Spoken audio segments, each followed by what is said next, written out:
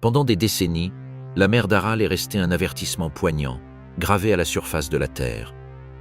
Là où jadis s'étendaient vagues, ports et bateaux de pêche, un désert blanc, toxique et silencieux avait surgi.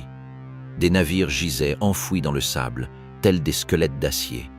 Les villes côtières avaient perdu leur rivage. Le vent soulevait du sel, des pesticides et une fine poussière des fonds marins exposés au soleil. Tout semblait indiquer que cette catastrophe relevait du domaine des dommages irréversibles, une de ces erreurs humaines qui redessinent les contours du monde et laissent des cicatrices indélébiles.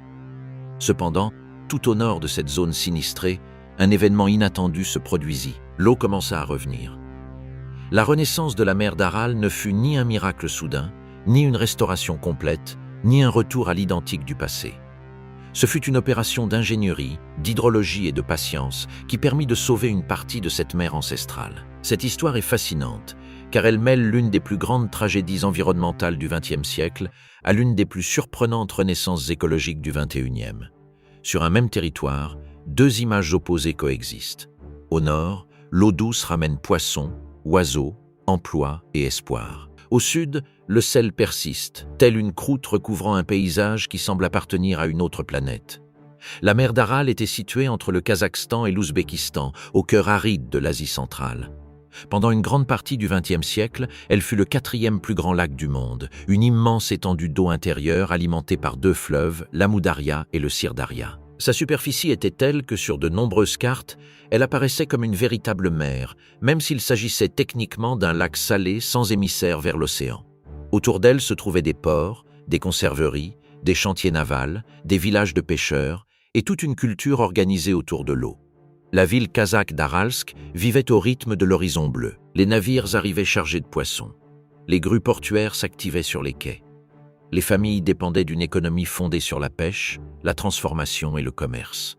Au sud, Mouinak était également un port animé, relié à une industrie de la pêche qui nourrissait des milliers de personnes. La mer tempérait le climat local, entretenait les zones humides, attirait les oiseaux migrateurs et maintenait un équilibre fragile dans cette région naturellement aride. Cet équilibre commença à se rompre lorsque l'Union soviétique lança un vaste projet agricole en Asie centrale. Les steppes et les déserts du Kazakhstan, de l'Ouzbékistan et du Turkménistan furent transformés en champs de coton, de riz et d'autres cultures irriguées. Le coton était surnommé l'or blanc et sa production devint une priorité économique et politique. Pour ce faire, l'eau des fleuves alimentant la mer d'Aral fut détournée par des milliers de kilomètres de canaux. Le projet semblait une démonstration de maîtrise technique sur la nature. Là où il y avait des terres arides, des champs fertiles apparaîtraient. Là où le climat était rude, il y aurait des récoltes. Le problème résidait dans le calcul sous-jacent. L'Amou Daria et le Sir-Daria étaient les artères de la mer d'Aral. En détournant une grande partie de leur débit, le lac a perdu sa principale source d'eau. Dans ce bassin fermé et chaud, où l'eau s'évapore principalement, chaque mètre cube d'eau qui cessait de couler accélérait son retrait. La disparition commença silencieusement. D'abord, le niveau de la mer baissa. Puis le littoral recula. Les quais devinrent trop hauts. Les bateaux durent naviguer toujours plus loin au large. Au fil des ans, la mer se fragmenta. La salinité augmenta à mesure que le volume d'eau diminuait, les sels se retrouvant piégés. Les poissons qui faisaient vivre l'économie locale commencèrent à mourir. Les usines fermèrent. Les pêcheurs perdirent leurs moyens de subsistance. Les villes portuaires se retrouvèrent isolées sur la terre ferme. L'image la plus célèbre de la catastrophe est celle de navires rouillés au milieu du désert. Ces embarcations ressemblaient aux vestiges d'un naufrage impossible. Construites pour flotter, elles finirent ensablées. Le littoral recula de plusieurs dizaines de kilomètres. L'ancien fond marin devint un nouveau désert appelé Aralkoum. Ce nom recelait un paradoxe amer, le désert né de la mer. Aralkoum commença à soulever des poussières. Le vent soulevait des particules de sel, de sable et de déchets agricoles accumulés pendant des décennies. Les rivières avaient charrié des engrais, des herbicides et des pesticides, des champs de coton jusqu'à la mer. L'évaporation de l'eau a entraîné le dépôt de nombreux composés sur les lits asséchés des rivières. Plus tard, des tempêtes les ont dispersés sur les villages, les cultures et ont contaminé les poumons des populations. Le sel, en tombant sur les terres fertiles, a réduit leur productivité.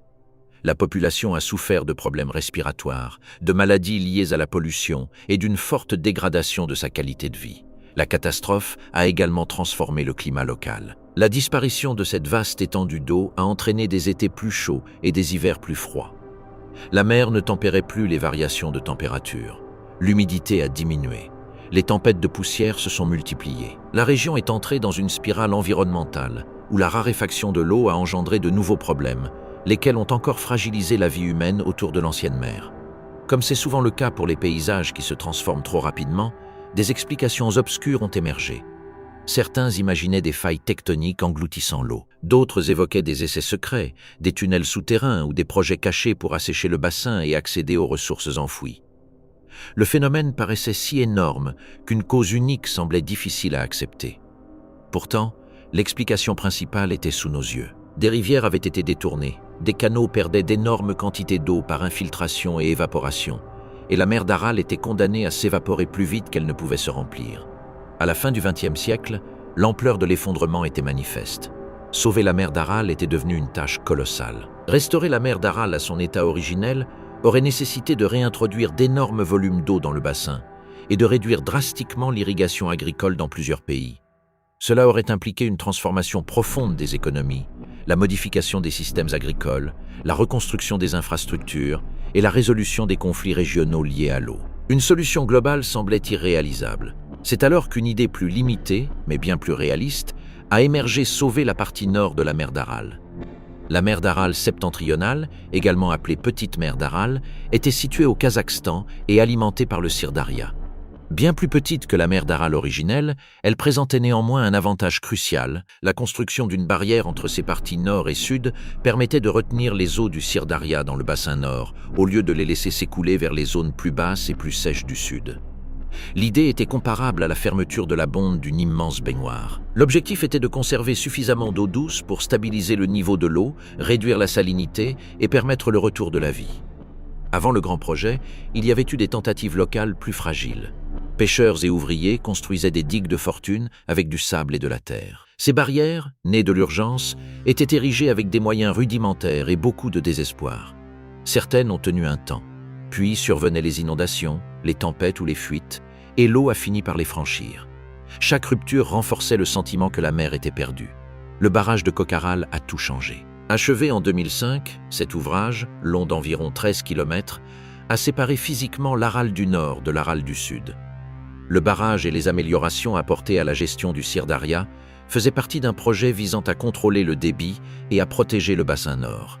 Visuellement, il ressemblait à une ligne de béton au milieu d'un paysage désolé. Sur le plan hydrologique, c'était une intervention capable de bouleverser le destin d'un écosystème. L'effet fut rapide. Le niveau de l'Aral du Nord a monté bien plus que prévu. La surface de l'eau s'est étendue. La salinité a diminué. L'apport constant d'eau douce a modifié la composition chimique du lac. Là où la forte concentration de sel avait asphyxié de nombreuses espèces, un environnement propice aux poissons d'eau douce et d'eau saumâtre a commencé à se reformer. La nature a réagi avec une rapidité qui a surpris même les spécialistes. Le poisson est revenu. D'abord, les espèces les plus tolérantes ont survécu, comme la plie, introduite des décennies auparavant pour résister à une forte salinité. Puis sont apparues les espèces associées aux fleuves et aux eaux moins salées, telles que la carpe, le sandre et d'autres poissons importants pour la pêche commerciale. L'écosystème n'avait pas besoin d'une reconstruction artificielle complète. Il suffisait de corriger la pression principale. À mesure que la salinité diminuait et que l'eau se stabilisait, les chaînes alimentaires ont commencé à se réorganiser. Le retour du poisson représentait bien plus qu'un simple fait environnemental. Dans les villages du Nord, il signifiait du travail. Les filets ont retrouvé leur utilité. Les petites embarcations ont recommencé à naviguer. Les usines de transformation ont pu rouvrir. Le poisson est revenu sur les marchés. Le rétablissement de la rivière Aral du Nord a démontré qu'une partie de la catastrophe pouvait être enrayée par une décision technique judicieuse. Ce changement avait aussi une valeur émotionnelle difficile à quantifier. Pendant des années, les communautés voisines avaient vécu entourées de symboles de perte, bateaux rouillés, cales sèches, poussière de sel et maisons abandonnées. Le retour de l'eau a transformé le paysage. Les oiseaux sont revenus dans certaines zones. Les pêcheurs ont renoué avec un métier ancestral. Les enfants pouvaient grandir avec une vraie mer près de leur village, même si cette mer était plus petite que celle que leurs grands-parents avaient connue. L'histoire prit une tournure presque mystérieuse, car elle semblait contredire le récit habituel des catastrophes environnementales. Dans bien des cas, les dégâts s'aggravent et les réparations arrivent trop tard. Dans le nord de la mer d'Aral, une restauration partielle a donné des résultats visibles en quelques années. Les images satellites ont permis d'observer l'évolution depuis l'espace. Là où il y avait eu un recul, il y avait maintenant une expansion. Là où le littoral avait reculé, l'eau commençait à combler d'anciennes dépressions. La planète portait une cicatrice qui, au moins dans une zone, commençait à se refermer. Le sud de la mer d'Aral suivit une trajectoire différente. Là, l'Amou Daria, sa principale source historique, continuait de subir une pression énorme due à l'irrigation agricole. La partie sud de la mer se fragmenta, se rétrécit et, sur de vastes étendues, disparut presque complètement. Certaines années, certains bassins furent temporairement alimentés en eau par la pluie, le ruissellement ou des variations de débit. Mais la tendance générale était bien plus marquée qu'au nord. Le contraste devint saisissant. D'un côté, l'eau revenait. De l'autre, le désert avançait. Ce contraste fait de la mer d'Aral un exemple complexe. L'expression « la mer d'Aral renaît » recèle à la fois une vérité et une limite. Elle renaît au nord, où la géographie, les aménagements et le cours du Sir Daria permettent une reconstitution partielle. La mer d'Aral, dans son ensemble, cette immense étendue du milieu du XXe siècle, demeure fragmentée et considérablement réduite. La majeure partie de l'ancien bassin est encore touchée par l'assèchement. La reconstitution est en cours, mais elle ne concerne qu'une portion spécifique de l'ancienne mer. La partie sud recèle également l'un des chapitres les plus troublants de l'histoire, l'île de Vozrojdeniya, aussi appelée île de la Renaissance. Lorsque la mer d'Aral était pleine, cette île était isolée par les eaux. Cet isolement en faisait un lieu idéal pour des installations soviétiques secrètes. Un site lié à des expérimentations biologiques y a fonctionné pendant des décennies. Son existence a alimenté rumeurs, craintes et théories qui se sont amplifiées lorsque la mer s'est retirée et que l'île a cessé d'être une île. Une fois rattachée au continent, l'isolement a disparu. Le paysage avait tous les ingrédients d'un mystère post-apocalyptique, des laboratoires abandonnés, des bâtiments vides, des traces et des polygones au milieu du désert, une ville fantôme nommée Kantubek, des animaux capables de traverser depuis le continent et un vent soulevant la poussière au-dessus d'installations restées cachées. Pour beaucoup, la question était inévitable. Qu'y avait-il enfoui là? La réponse officielle et scientifique était moins spectaculaire, mais tout aussi sérieuse. Après la fermeture du site dans les années 1990, des équipes internationales ont participé aux efforts d'inspection et de décontamination. L'environnement extrême de la région, caractérisé par une chaleur intense, un fort rayonnement solaire, l'aridité et le froid hivernal, a favorisé la décomposition de nombreux vestiges biologiques. Malgré cela, le site est resté à jamais associé à la dimension la plus sombre de la mer d'Aral. Une catastrophe environnementale qui, en s'asséchant, a également révélé des secrets militaires du XXe siècle. Un autre secret de ce lit asséché résidait dans le sel lui-même. Le fond de la mer d'Aral n'était pas une plage ordinaire. C'était un véritable réservoir de substances chimiques. Pendant des décennies, il a reçu les eaux de ruissellement d'une agriculture intensive utilisant engrais et pesticides. Avec le retrait des eaux, ce mélange a été mis à nu. Des tempêtes de poussière ont transporté des particules sur de vastes distances. Le sable blanc n'était pas qu'un simple sable. C'était un matériau chargé d'histoire agricole, de décisions politiques et de conséquences sanitaires. Pour endiguer cette poussière, une stratégie en apparence simple a été mise au point planter de la végétation dans le lit asséché. Parmi les espèces les plus importantes figure le saxaule, un arbuste ou petit arbre du désert capable de survivre dans des conditions extrêmes. Ses racines ancrent le sol, réduisent l'érosion et empêchent le vent d'emporter les particules contaminées. La plantation massive de saxaule agit comme un bouclier biologique. Là où le génie civil a construit un barrage pour retenir l'eau, la restauration écologique plante des racines pour maintenir la cohésion du sol. Cette combinaison révèle une idée centrale: la restauration de la mer d'Aral dépend de multiples facteurs agissant simultanément. Un barrage modifie le niveau d'un bassin versant. Un canal réparé améliore l'efficacité de l'irrigation. Une forêt de saxaule atténue les tempêtes de poussière. Une décision agricole prise dans une vallée lointaine détermine la quantité d'eau qui atteint la mer. La catastrophe est née d'un système global, et sa réparation exige elle aussi un système global. Le barrage de Kokharal n'était que la première étape majeure. Le Kazakhstan a proposé d'autres phases pour rehausser ou moderniser les infrastructures, élever le niveau de la mer d'Aral du Nord et rapprocher l'eau d'Aralsk. Cette ville portuaire, jadis prospère, conserve encore des vestiges de son passé maritime. Ses anciennes grues et structures portuaires témoignent de l'ancienneté de l'eau. Aujourd'hui, le rivage est plus proche qu'au plus fort de la crise, mais le vieux port n'a pas encore retrouvé toute sa splendeur. Nombre d'habitants rêvent de voir l'eau revenir sur les quais. Rehausser le niveau de la mer d'Aral du Nord augmenterait sa superficie et son volume. Cela pourrait également améliorer la stabilité écologique et étendre les zones de pêche. Cependant, chaque mètre supplémentaire exige des calculs précis. Les ressources en eau disponibles restent limitées. Le Sir-Daria est également essentiel à l'agriculture, aux villes et aux écosystèmes situés en amont. Sa restauration doit concilier les besoins humains, les infrastructures, le climat et la coopération régionale. En Asie centrale, l'eau est à la fois un enjeu environnemental, économique et politique. Le changement climatique accentue encore cette pression. Les montagnes d'Asie centrale alimentent les rivières grâce à la fonte des neiges et des glaciers. Avec l'évolution des températures, les régimes de fonte des neiges, de sécheresse et de demande en eau se modifient. L'agriculture exige une efficacité accrue. Les canaux à ciel ouvert perdent de l'eau par évaporation. Les anciens systèmes d'irrigation gaspillent des ressources précieuses. Dans ce contexte, l'avenir de la vallée de la mer d'Aral septentrionale dépendra à la fois de nouvelles infrastructures et d'une gestion plus intelligente de l'eau à l'échelle de l'ensemble du bassin. Le cas de la mer d'Aral révèle également une profonde tension entre production et survie écologique. Le coton a généré des revenus, des emplois et une puissance économique. Mais son expansion incontrôlée a transformé tout un bassin versant. La question centrale ne se limite pas à la seule responsabilité historique. Elle porte sur la manière dont une société évalue le coût réel de ses décisions. L'eau détournée vers un champ peut permettre une récolte saisonnière. L'eau qui n'atteint plus un lac peut anéantir une économie de pêche, modifier le climat local et créer un désert toxique pour des générations. Le rétablissement partiel de la mer d'Aral septentrionale démontre que la nature conserve une remarquable capacité de réaction.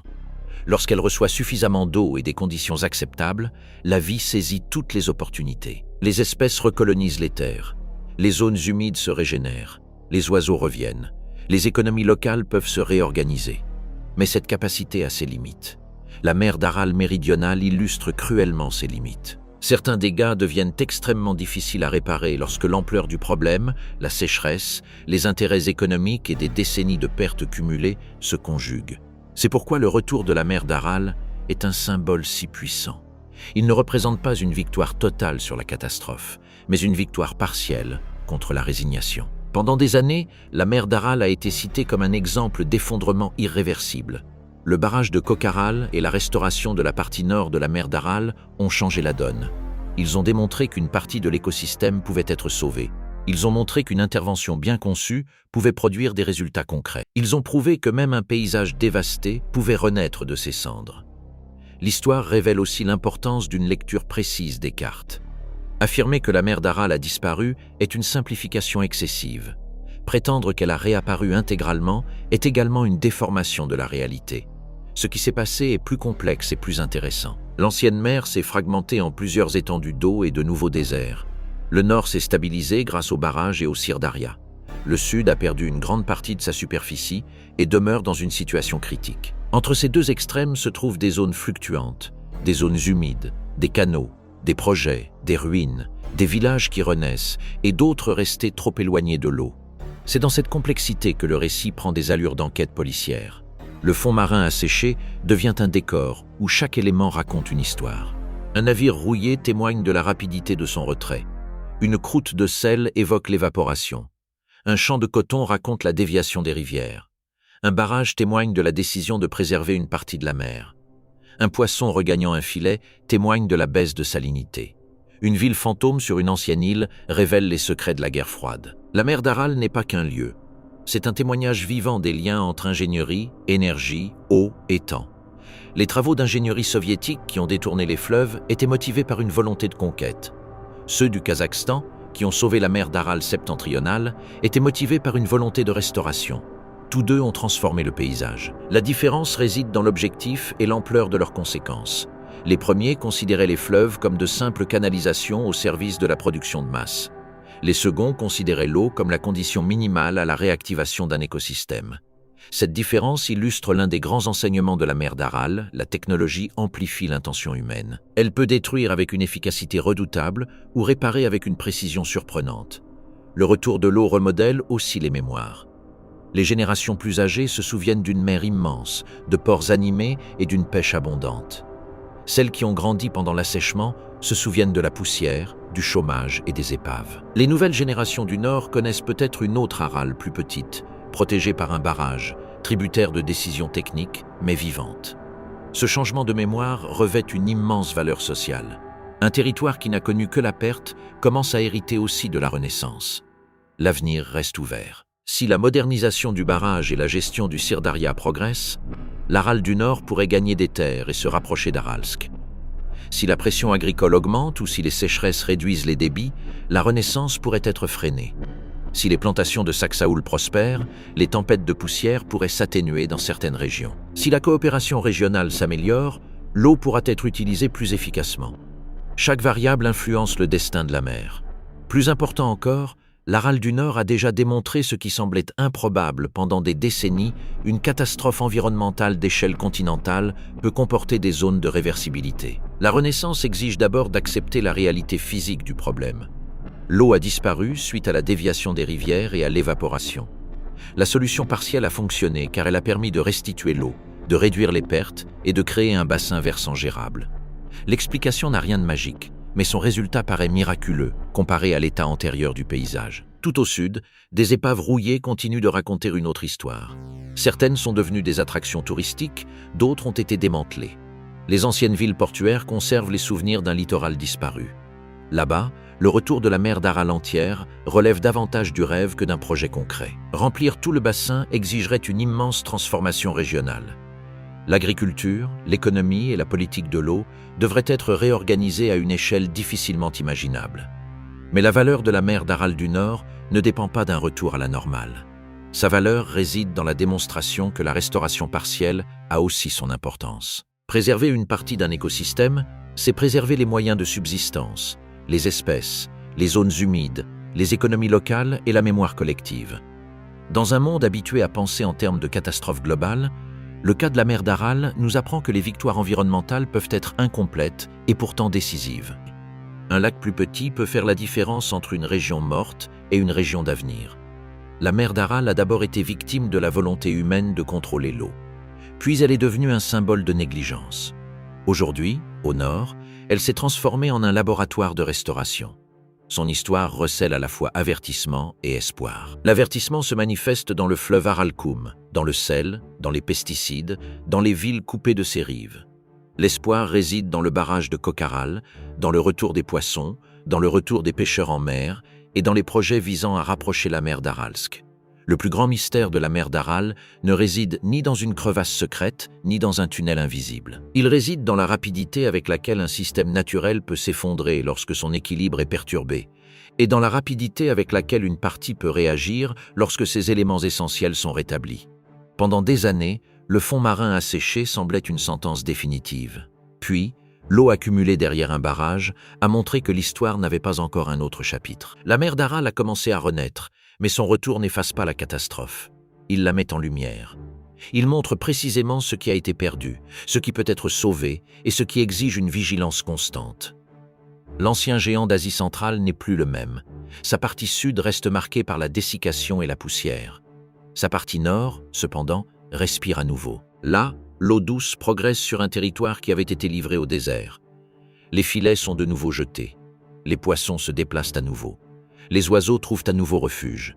C'est à cette frontière entre ruine et renaissance que réside la véritable force de cette histoire. La mer d'Aral nous enseigne que la nature peut pardonner certaines erreurs lorsqu'on lui donne l'espace, l'eau et le temps. Elle nous enseigne aussi que toute restauration a ses limites et que chaque limite nous oblige à prendre des décisions judicieuses. Le retour de la mer d'Aral septentrionale ne signifie pas la renaissance d'un monde totalement perdu. Il est la preuve tangible que même l'une des pires catastrophes écologiques de l'histoire peut abriter une zone de vie qui attend les conditions propices pour renaître.